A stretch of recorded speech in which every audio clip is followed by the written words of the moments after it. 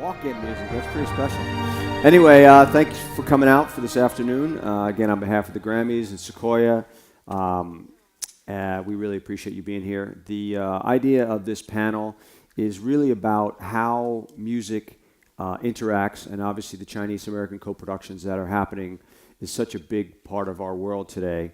And it's really focused on the film and TV side, but we thought we'd do a little bit on the music. So we have some esteemed panelists here today who we're going to introduce who have walked in different walks of life. And I think I'll just bring them all out and then I'll introduce them. So panelists, why don't you guys come out? How about that walk-in music, Roger, huh?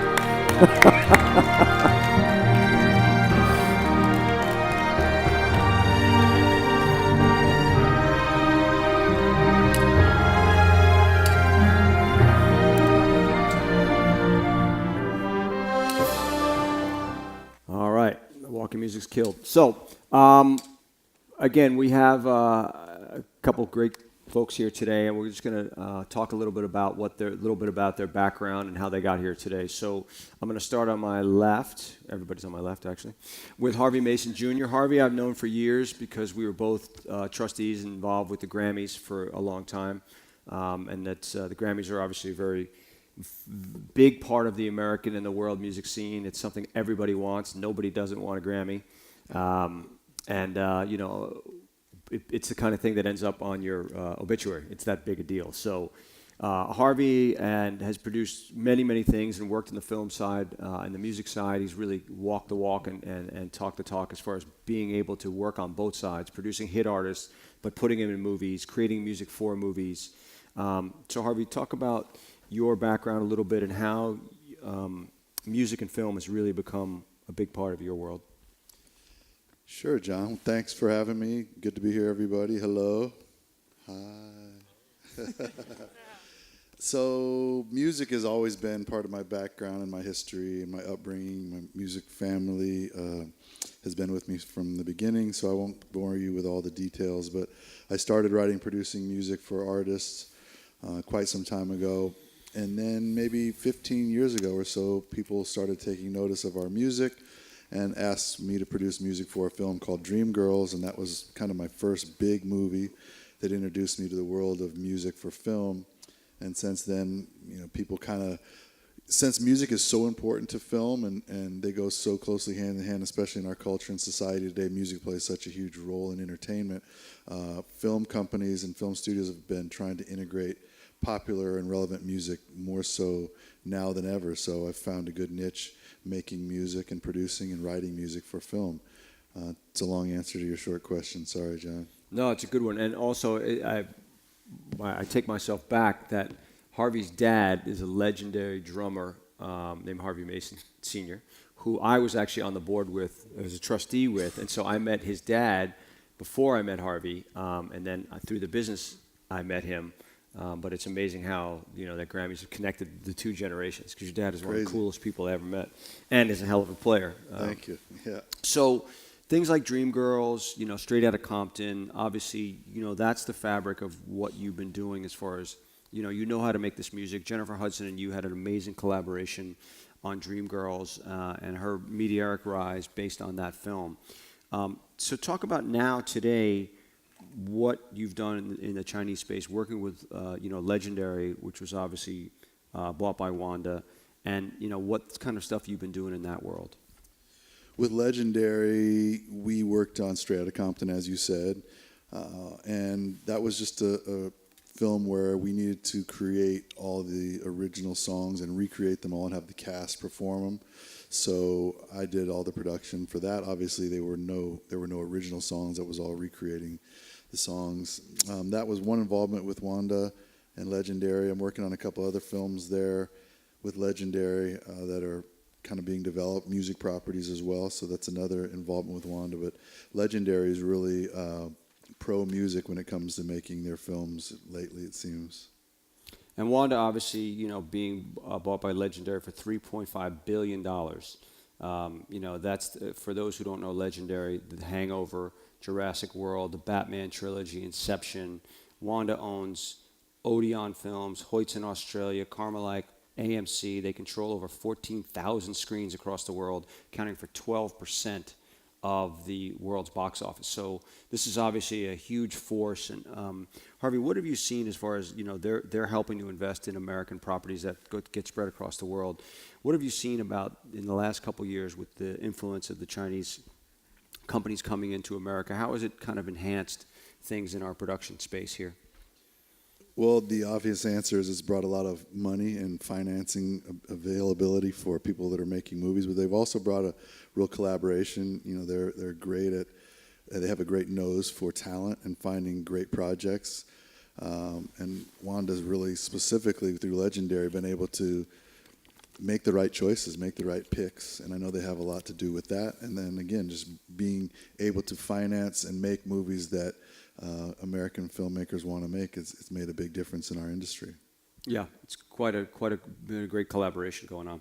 So our next panelist is Ruwanga Samath. He was born in Sri Lanka, grew up in a small town there, and moved to America when he was 13.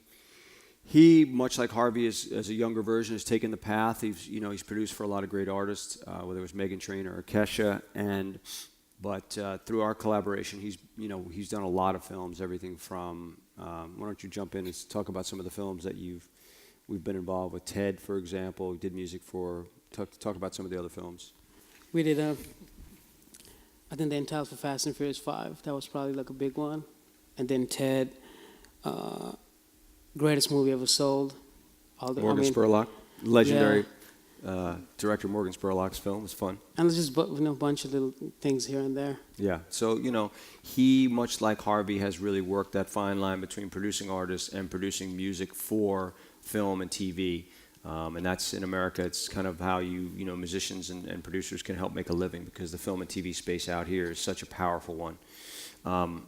So Ru, we collaborated on this show, The Offer, which we're going to show some of, so we'll not talk about that now. We'll keep going and introduce our panelists. Next to him is Jeff D'Elia. Jeff D'Elia is a music manager, another young fella who's coming up, much like Ru, and even younger Sam coming up. But Jeff manages a bunch of super cool artists. He won a Grammy this year for one of his clients, for Bobby Rush. He works with A.J. Croce, Dust Bowl Revival, and a bunch of super great artists.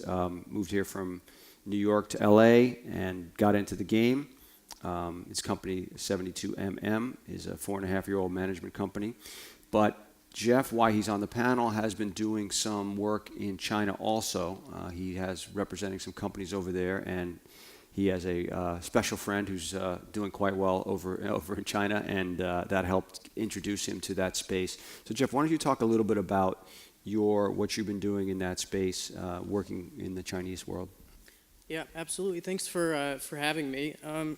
Mostly my business is as a manager, managing multiple artists, but specific to China, I've been working with a company based in Chengdu, and they're a new, semi-new music and entertainment company, and they're launching a Chinese pop chart, a top 15 music show to air on television and online to over 500 million people, a Grammy-like award show, and a Berkeley-like music college. And their goals are to turn Chengdu into the music capital of China and to modernize the music and music business of China.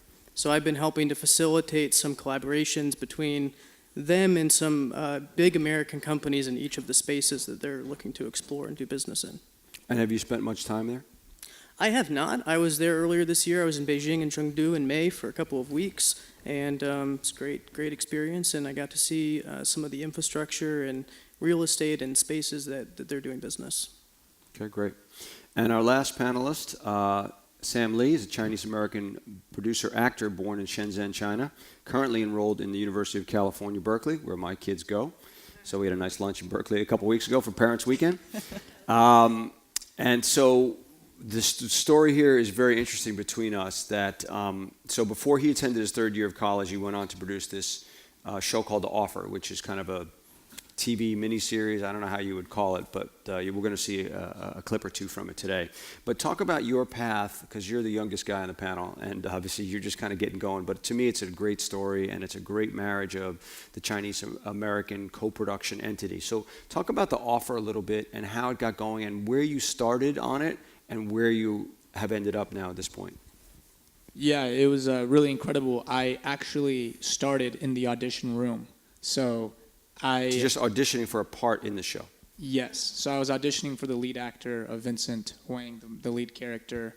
Ended up getting the part, and at that time, they were so early on in the development, and they really needed a lot of help, and they were seeking help from people in the U.S. and people in Hollywood.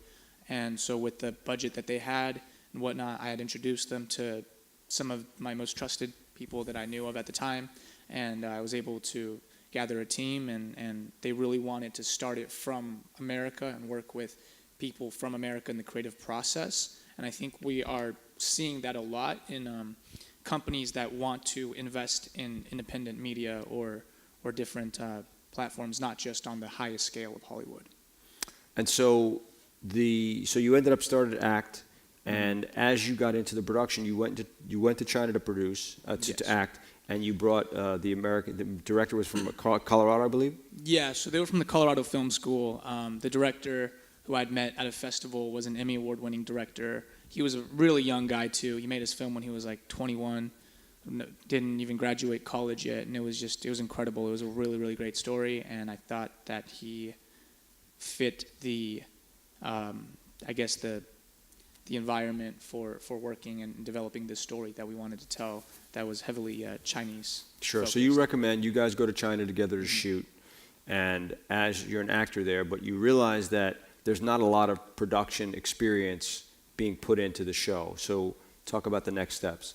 Right. So at that time, there were a lot of barriers to cross, and I think that's the trick to this stage in media that isn't, once again, at the highest level of Hollywood, is that there is this misunderstanding for how the system works and what the best system is for producing and for making shows. And so I think there's a lot of clients out there that have the funding for it and certainly can produce these shows. But I think that there is a lack of understanding of how to make a smooth process and how to make the best pre-production process, because pre-production is going to affect every other aspect of production and post-production as well. And so I think that that is something you will continue to see in films like and projects like these, but there's certainly a lot of opportunities that it provides for people who are working in the U.S. who may not be Right. at the top or have the connections to. So you and Jason stayed involved in the post-production side of it. Right. We recommended you found Mark, who was the post-production supervisor, who found me, and we started working on the music together. And all of a sudden, I had some questions about, because I knew the American side of the music, what we should use, and that's where Rue came in and delivered most of that music. But on the Chinese side, we talked about, we need some Chinese cues that have to go in certain scenes with Chinese music, but we didn't want to start clearing music from China because the communication barrier, we had a very short time frame and really didn't have the time and the money to do it. So one aspect that we really use a lot in the music business today is music libraries. So for example, Rue's amazing at creating music, Harvey's music, creating amazing music, but I'm not necessarily going to go to them and say, hey, would you create some authentic Chinese music for me? So I went to some of the best music libraries out there and found some great Chinese music, and that's when I reached out. I said, put me on email with the producers to the post-production supervisor, because I want to have them weigh in and make sure that we're in the right place, because again, I can speak for the American music, but I want to make sure it's got to sound authentic enough based on the budget and time we had to be able to work. So I got his email, and then we started talking, and he signed off on some cues. I gave him some choices of cues, and he signed off on some things, and that's how we finished the movie. But the process, I don't know if you've you haven't really done this before, so how did you find the process of, figuring out the music and what we did, how did you see that process for yourself? I think the process really kind of, I think it's easier if you are connected with the right people and with people who are able to be able to clearly explain or be able to clearly just find a way to get it done.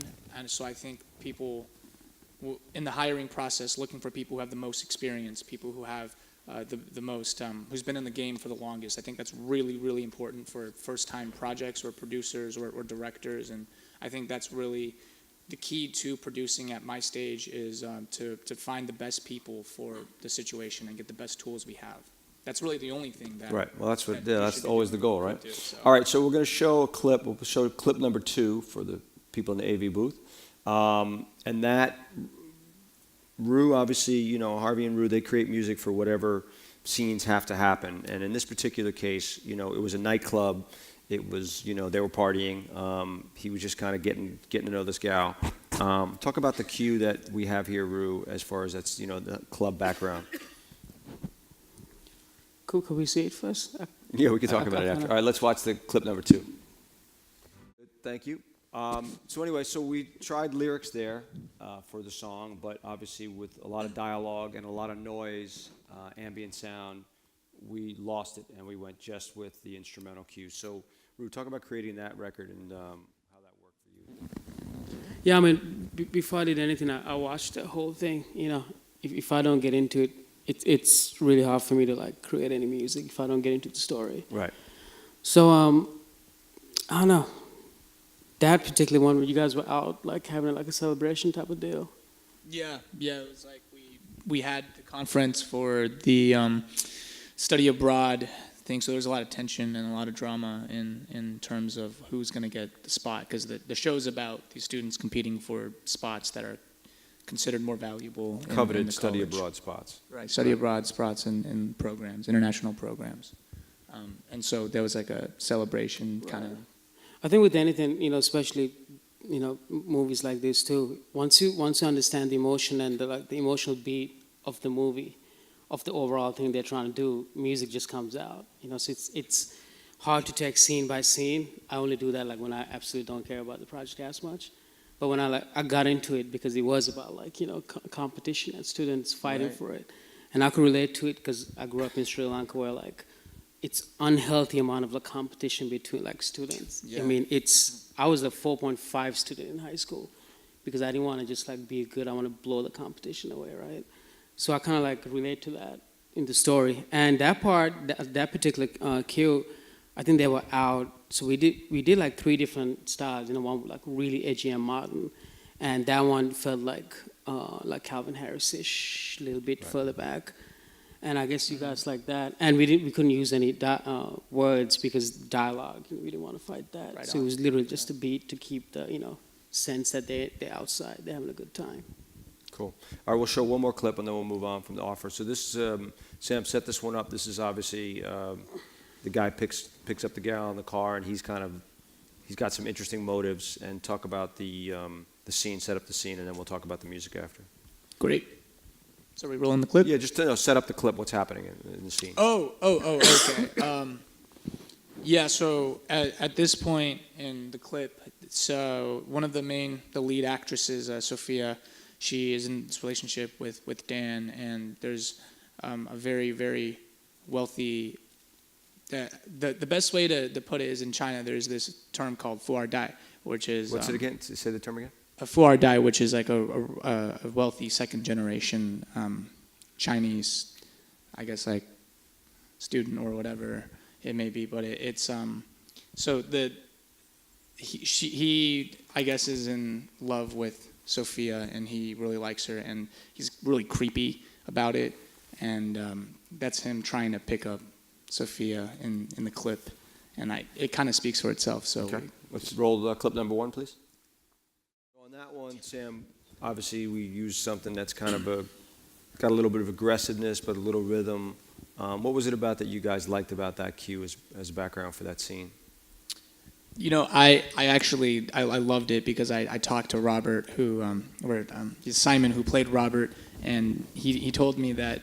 So I was just having an actor's conversation with him, and what he imagined would be playing, and what he imagined he would listen to, and his answer was, you know, soft rock and that type of genre, and you nailed it, you know. So that's what you. So that's a record that you had for a while as a group you played in for a while called Mind the Gap. Talk about why when we spotted the show, that one seemed to work the best for us. Yeah, it felt like that character, you know, who's kind of like Right. want to be like a badass, but still want to like